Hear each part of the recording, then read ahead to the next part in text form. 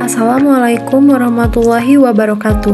Halo semua, kembali lagi bersama saya Sri Rahayu. Pada video kali ini, saya akan sedikit memaparkan materi mengenai konteks demografis, sosial budaya, dan bisnis.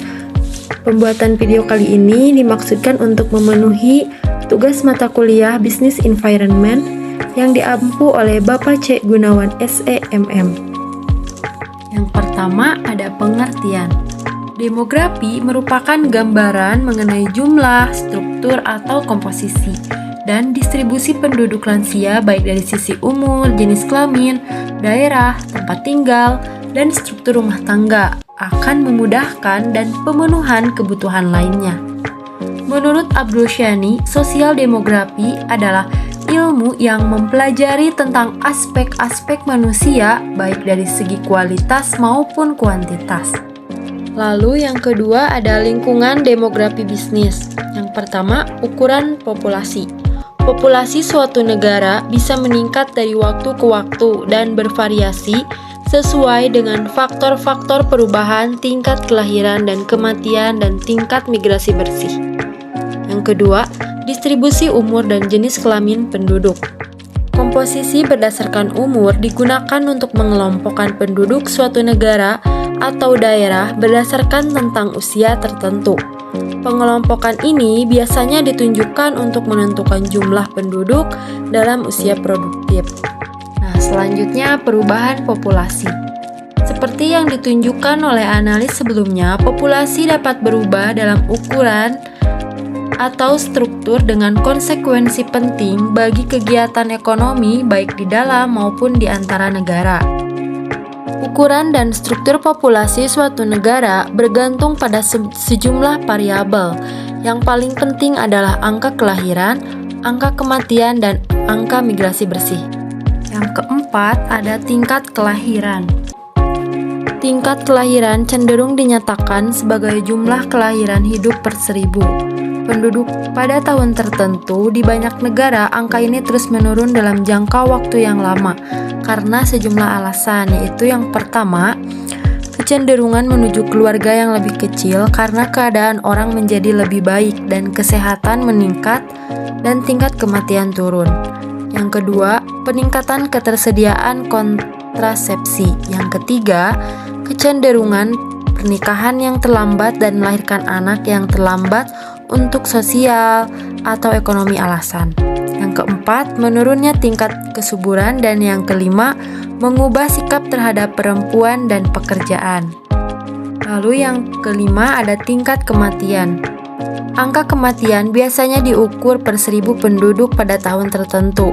Untuk ekonomi maju seperti Inggris, angka ini cenderung turun dari waktu ke waktu sebelum mencapai titik tertinggi.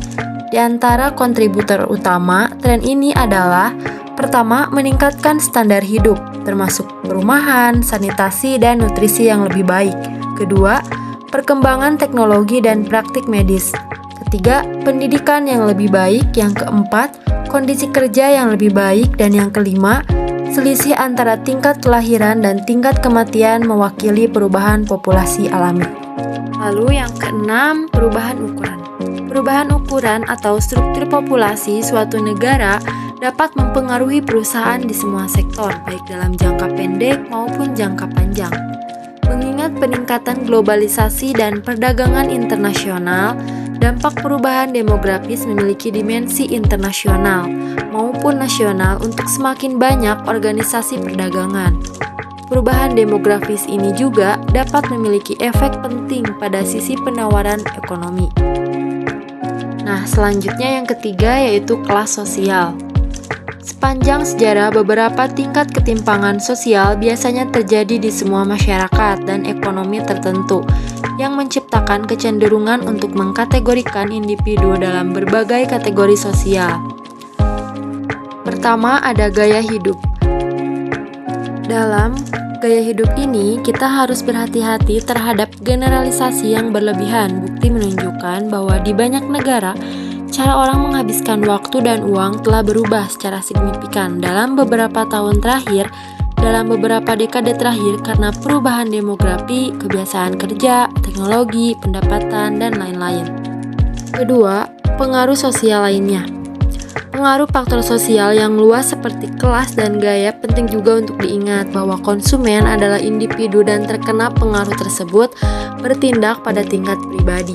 Efek ini berlaku untuk berbagai individu dan kelompok berhubungan dengan kita sepanjang hidup kita dan dapat mempengaruhi sikap, nilai, opini, atau perilaku kita. Selanjutnya yang keempat yaitu lingkungan budaya. Istilah budaya pada umumnya memacu kepada nilai, norma, kepercayaan, sikap, kebiasaan, sistem, dan artefak yang kompleks yang diturunkan secara generasi ke generasi melalui proses sosialisasi serta mempengaruhi cara individu dalam melihat dunia serta bagaimana cara individu tersebut berperilaku. Budaya didefinisikan seperti itu dapat memiliki setidaknya 3 figur penting, yaitu pertama, 2 materi yaitu seperti artefak manusia yaitu bangunan, sastra, seni, dan musik, dan elemen abstrak yaitu simbol, ritual, dan nilai. Yang kedua, budaya dipelajari dan ditransmisikan secara sosial dari waktu ke waktu. Ketiga, budaya mempengaruhi sikap dan perilaku manusia. Yang terakhir, yang kelima, aplikasi segmen pasar. Aplikasi segmen pasar ini mengacu pada praktik pembagian pasar menjadi kelompok pembeli yang berada di mana memiliki sikap dan pola perilaku yang serupa dan yang mungkin memerlukan produk atau pemasaran terpisah untuk memenuhi kebutuhan khusus masyarakat. Dengan mensegmentasi pasar ke dalam bagian-bagian yang luas, bisnis harus dapat memfokuskan upaya pemasaran menjadi lebih efektif dan efisien dengan mengembangkan penawaran produk dan program pemasaran yang memenuhi kebutuhan segmen pasar yang berbeda tersebut. Jadi seperti itu ya teman-teman, mengenai materi konteks demografi, sosial, dan budaya bisnis.